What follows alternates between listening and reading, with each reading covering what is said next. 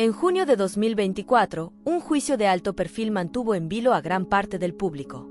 La atención mediática no solo se centró en la gravedad de los delitos imputados, sino también en la impactante apariencia del acusado, Gade Wilson.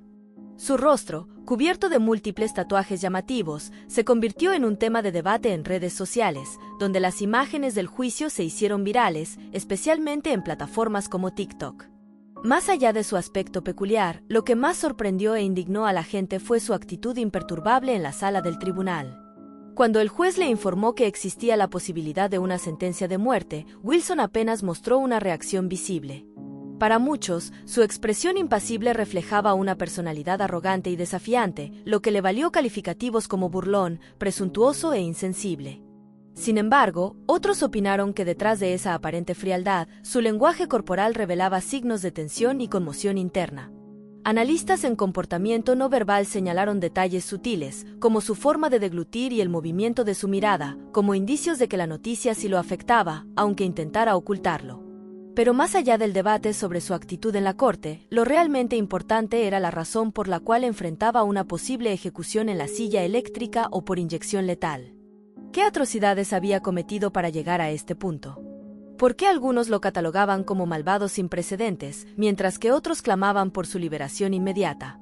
Para comprender a fondo el caso de Gade Wilson, es necesario retroceder en el tiempo y examinar cada evento clave que lo llevó a estar sentado en el banquillo de los acusados. Gade Wilson, cuyo nombre resulta emblemático para los aficionados de los cómics y la cultura pop, vio la luz en 1994. A diferencia del icónico personaje ficticio Deadpool, la historia real de Wilson ha estado plagada de dificultades desde sus primeros años. Fue adoptado, lo que marcó el inicio de una vida llena de incertidumbres, ya que la ausencia de sus progenitores biológicos le generó un vacío en su identidad. Desde muy temprana edad, Gade demostró un carisma natural y una sorprendente habilidad para interpretar las emociones y necesidades de quienes lo rodeaban. Este don le permitió encantar y seducir, ganándose la confianza de su entorno al mostrarse como una persona agradable y atenta. Sin embargo, detrás de esa fachada afable, se ocultaba una inclinación hacia la manipulación y un deseo incontrolable de influir en los demás para lograr sus propios fines. El vínculo con su padre biológico, Steven Testaseca, fue especialmente complejo y distante. Aunque en algún momento intentaron restablecer la relación, las tensiones y el desencuentro emocional hicieron que este lazo se deteriorara, dejando una huella imborrable en la psique de Wilson. Esta falta de apoyo paterno y la búsqueda constante de aceptación contribuyeron a forjar una personalidad ambivalente, en la que la simpatía exterior contrastaba con un interior perturbado y sediento de control. En resumen, la vida temprana de Gade Wilson se caracteriza por una inestabilidad emocional y una lucha interna por definir su identidad, aspectos que sentarían las bases para los comportamientos oscuros y contradictorios que posteriormente marcarían su trayectoria.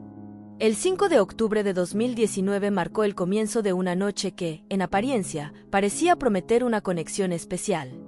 En aquel entonces, Wilson contaba con 25 años y aún no lucía los tatuajes que más tarde definirían su imagen. Fue en el ambiente relajado de un bar llamado Boudelive, ubicado en Fort Myers, donde conoció a Christine Melton, una joven de la misma edad. De entrada, la química fue inmediata y las conversaciones se prolongaron de forma natural, mientras compartían risas, anécdotas y copiosos tragos. La interacción fue tan fluida que, en el momento de despedirse, un pequeño tropiezo provocó que Christine cayera en los brazos de Wilson, quien, de manera instintiva, la sostuvo evitando una caída brusca. Este gesto selló lo que, a primera vista, parecía ser el inicio de una conexión muy prometedora. Posteriormente, ambos se trasladaron a una reunión organizada por un amigo de Wilson, Jason Shepard, donde el ambiente se volvió aún más íntimo y el coqueteo se intensificó. Sin embargo, lo que comenzó como una velada llena de seducción y complicidad, tomó un giro inesperado y oscuro. En un instante, la actitud amable y comprensiva de Wilson se transformó radicalmente, su mirada se endureció, dejando al descubierto un lado frío y despiadado. Con un cambio abrupto y letal, el joven abandonó cualquier atisbo de ternura, y en un acto de violencia extrema, procedió a estrangular a Christine. Tras asfixiarla, no dudó en apropiarse de su vehículo, marcando el inicio de una serie de hechos trágicos que definirían su historial criminal. El 6 de octubre de 2019, en las primeras horas de la mañana, Gade Wilson salió a recorrer las calles de Fort Myers, Florida, al volante del automóvil que le había robado a Christine Melton, su primera víctima. A diferencia de lo que ocurre con algunos homicidas, quienes tras cometer un crimen entran en un estado de hibernación psicológica, Wilson no experimentó remordimiento ni contención. Por el contrario, su impulso destructivo se encontraba más despierto que nunca, y su sed de violencia no había sido saciada. Conduciendo sin rumbo fijo, deambuló a baja velocidad por la ciudad, observando a los transeúntes que comenzaban su rutina diaria, ajenos al depredador que se movía entre ellos. Fue en medio de este escenario cotidiano que se cruzó con Diane Ruiz, una joven que nunca imaginó que aquel encuentro casual sellaría su destino. Wilson se detuvo a su lado y, con la habilidad teatral que lo caracterizaba, inició una conversación amable y despreocupada. Le preguntó por indicaciones de una calle, aunque él conocía perfectamente la respuesta. Hizo comentarios triviales sobre el clima, intercaló bromas inofensivas y, en cuestión de minutos, logró romper cualquier barrera de desconfianza. Con una actitud afable y persuasiva, le ofreció llevarla a su destino, una propuesta que Diane, sin sospechar el peligro inminente, terminó aceptando. Lo que ocurrió después sigue siendo un misterio, ya que no existen testigos del instante exacto en el que Wilson atacó. Lo que sí es seguro es que Diane nunca llegó a su destino y que, para cuando su familia reportó su desaparición, ya era demasiado tarde.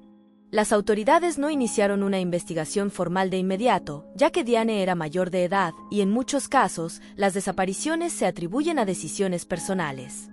Sin embargo, las alarmas se encendieron cuando, 2 días después, un grupo de vecinos observó buitres sobrevolando una zona de pastizales, ubicada detrás de una tienda Sam's Club.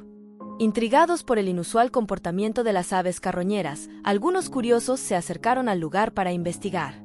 Lo que encontraron fue una escena que los marcaría para siempre: el cuerpo sin vida de Diane Ruiz, brutalmente maltratado y abandonado entre la maleza.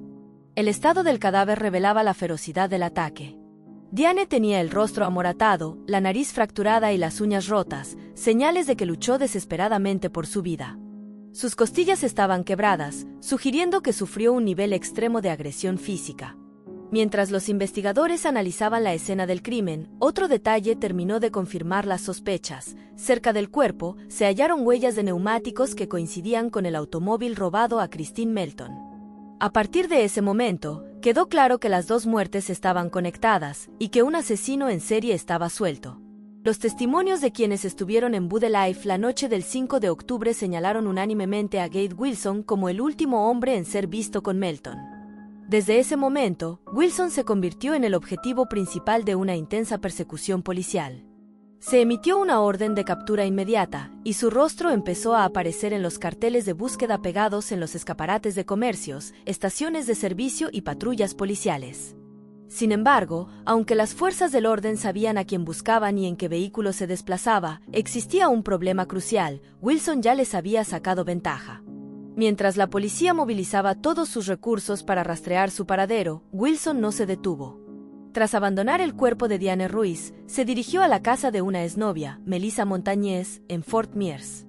A diferencia de sus víctimas anteriores, Melissa ya conocía su lado oscuro, y la relación entre ambos había estado marcada por tensiones y desencuentros. Wilson llegó sin previo aviso, todavía conduciendo el auto robado. Al verlo aparecer con un vehículo distinto al suyo, Melissa lo confrontó, exigiéndole explicaciones. Lo acusó de ser un mentiroso y un estafador, reprochándole que días antes le había pedido prestado su automóvil y nunca se lo había devuelto. Lo que ocurrió a continuación fue escalofriante. En lugar de responder con insultos o gritos, como solía hacer en sus peleas, Wilson cambió de estrategia. Sin previo aviso, la golpeó violentamente, la empujó contra el suelo y comenzó a estrangularla con una brutalidad desmedida. Mientras aplicaba presión sobre su cuello, le susurró con frialdad que no pensaba detenerse hasta quitarle la vida. En un estado de ira descontrolada, llegó incluso a decirle que, una vez que la asesinara, él mismo acabaría con su propia existencia para poner fin al ciclo de caos que había desatado. Sin embargo, cuando estaba a punto de dar el golpe final, algo lo detuvo. En un repentino cambio de actitud, aflojó la presión sobre su garganta, se puso de pie, miró a su alrededor con expresión desorientada y salió huyendo de la casa sin decir una palabra. Melissa, aún en el suelo y luchando por recuperar el aliento, no tardó en llamar a la policía. Para su sorpresa, cuando reportó el ataque, los oficiales le informaron que Wilson ya era un fugitivo buscado por asesinato y que su vehículo estaba vinculado a un caso de extrema gravedad. Sin darle más detalles, cortaron la llamada y transmitieron la información a las unidades más cercanas. El 8 de octubre de 2019, tras 3 días de fuga, Gade Wilson fue finalmente localizado en una casa deshabitada que había invadido ilegalmente en busca de un escondite. El lugar estaba destrozado sin razón aparente, y sobre una mesa llena de botellas de alcohol, la policía encontró rastros que indicaban que Wilson no había dormido en días. Las fuerzas del orden irrumpieron en la vivienda y lo redujeron sin mayor resistencia. Fue esposado y trasladado a un centro penitenciario de máxima seguridad, donde permaneció bajo estricta vigilancia y sin derecho a fianza. El tiempo que pasó en prisión antes de su juicio trajo consigo un cambio drástico en su imagen. Cuando fue ingresado a la cárcel, su aspecto era el de un joven con algunos tatuajes en el cuello, pero a lo largo de los 5 años de espera, su rostro se cubrió casi por completo con diseños perturbadores y símbolos polémicos. Entre los tatuajes más llamativos se encontraban una esvástica debajo de un ojo, la palabra gloria en su mejilla derecha, una sonrisa de cicatriz, sombreado oscuro con forma de calavera en el lado izquierdo de su cara, puntos de sutura tatuados alrededor de su rostro, simulando heridas cerradas. La inscripción criado para la guerra justo debajo de su barbilla. Este cambio de imagen desató especulaciones en los medios y entre los expertos en psicología criminal. Algunos sostenían que los tatuajes eran una estrategia deliberada para llamar la atención, sabiendo que su juicio sería seguido por la prensa y el público. Otros creían que reflejaban una evolución de su estado mental, mostrando su progresiva pérdida de conexión con la realidad. El equipo de abogados defensores solicitó una moción especial para que Wilson tuviera la posibilidad de cubrir sus tatuajes durante el juicio, argumentando que podrían influir negativamente en la percepción del jurado. Sin embargo, a pesar de que la moción fue aprobada, Wilson se negó a utilizarla, permitiendo que su rostro alterado se convirtiera en el centro de atención en la corte. Durante los años previos a su comparecencia ante el tribunal, Wilson mantuvo su versión de los hechos, se declaró inocente, asegurando que había sido víctima de una confusión y que la evidencia en su contra no era concluyente. En una entrevista con la periodista Delia de Ambra, afirmó que Christine Melton estaba viva cuando la dejó en su casa y que simplemente había llevado a Diane Ruiz hasta una parada de autobús. Sus palabras fueron: "Estoy de acuerdo en que sus muertes son trágicas y lamentables, pero no tengo nada que ver con ello. Sé lo que hice y lo que no hice". Sin embargo, los fiscales y las autoridades no tenían dudas de su culpabilidad. La prueba forense, los testimonios y los antecedentes violentos de Wilson formaban un caso sólido en su contra. Además, en prisión, su comportamiento errático se hizo evidente. Intentó fugarse de la cárcel, mostrando una conducta cada vez más descontrolada e impredecible. Después de 5 años de espera, en junio de 2024, Gade Wilson finalmente fue llevado ante un tribunal. La expectación por el juicio era inmensa, y las imágenes del acusado en la sala se viralizaron rápidamente, generando debates acalorados sobre su actitud, su imagen y su aparente falta de remordimiento. Mientras la justicia comenzaba a decidir su destino, Gade Wilson permanecía impasible, como si el proceso en su contra fuera solo una mera formalidad. No mostraba señales de angustia ni arrepentimiento, y cada día que pasaba en el tribunal, su mirada parecía reflejar una desconexión total con la gravedad de sus crímenes. Los fiscales presentaron pruebas contundentes, incluyendo análisis forenses, testimonios de testigos y registros telefónicos que demostraban que Wilson se comunicó con su padre después de los asesinatos. En esa llamada, su tono no reflejaba angustia ni arrepentimiento, sino una satisfacción inquietante. Según Steven Testasekka, padre biológico de Wilson, su hijo le confesó los crímenes con un tono de orgullo, describiendo cómo estranguló a sus víctimas y cómo, al no estar seguro de que Diane Ruiz estuviera muerta, la atropelló varias veces hasta asegurarse de que no sobreviviera. Sin embargo, Wilson negó todos los cargos, insistiendo en que era víctima de una serie de coincidencias desafortunadas y que las acusaciones en su contra carecían de fundamento. Su equipo legal intentó argumentar que padecía trastornos psicológicos agravados por el abuso de drogas, y un psiquiatra forense testificó que sufría de un trastorno psicótico. A pesar de estas alegaciones, el jurado no tardó en deliberar.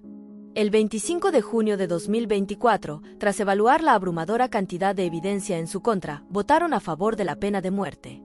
Se fijó la fecha de la sentencia final para el 23 de julio, cuando el juez Nicholas Thompson decidiría si efectivamente Wilson sería condenado a ejecución. Aunque la mayoría del público apoyó el veredicto, un grupo de seguidores de Wilson levantó la voz en su defensa, argumentando que su apariencia y carisma habían influido en su condena. Algunas personas, particularmente mujeres que lo encontraban atractivo, insistieron en que había sido víctima de un juicio sesgado, asegurando que su rostro tatuado y su pasado problemático lo convirtieron en el chivo expiatorio de un sistema defectuoso. Mientras Wilson permanece en su celda, sigue recibiendo cartas de admiradoras, y el mundo espera la decisión final de la justicia. Si la sentencia es ratificada, se sumará a la lista de condenados a muerte en Florida, enfrentando la elección entre inyección letal o electrocución. El veredicto cayó de manera contundente el 27 de agosto de 2024 en un tribunal de Florida. Gade Wilson fue condenado a la pena capital por los asesinatos de Christine Melton y Diane Ríos, además de enfrentar otros cargos derivados de intentos de fuga y tráfico de drogas. El juez Nicholas Thompson, al leer la sentencia, enfatizó que la evidencia presentaba unos crímenes de una brutal inhumana, señalando especialmente que el asesinato de Diane fue frío, calculado y premeditado. La sentencia no solo representó el fin del juicio para Gade, sino que también abrió un debate en la sociedad. Familias de las víctimas, así como numerosos ciudadanos, se vieron inundados por el dolor y la rabia. El padre de Diane, Félix Ruiz, expresó públicamente su indignación aludiendo a la aparente admiración que algunos sectores mostraban hacia el asesino en redes sociales. Se dio inicio a una campaña de cartas y peticiones en la que se exigía la ejecución de Gade. Similar a lo sucedido en otros casos de asesinos notables, este fenómeno de apoyo paradójico al acusado basado en su apariencia y en la fascinación por su conducta desviada recordó en la opinión de muchos casos anteriores como el de Ted Bundy, donde la imagen carismática y seductora del asesino generó debates acerca de la dualidad de la mente criminal. Sin embargo, para las familias de las víctimas, ninguna discusión sobre apariencia. Este caso invita a meditar sobre la complejidad de la naturaleza humana y la intersección entre justicia y sociedad. Detrás de cada acción violenta se esconde una historia marcada por experiencias dolorosas y decisiones que, en conjunto, desembocaron en un desenlace trágico. La insólita frialdad de Gade Wilson y su imagen impactante nos obligan a cuestionar hasta qué punto la apariencia y el carisma pueden influir en la percepción pública y judicial. Además, la polémica en torno a la pena capital reabre el debate sobre si el castigo extremo es realmente el camino hacia la verdadera justicia o si se deben explorar alternativas que atiendan las raíces del comportamiento destructivo.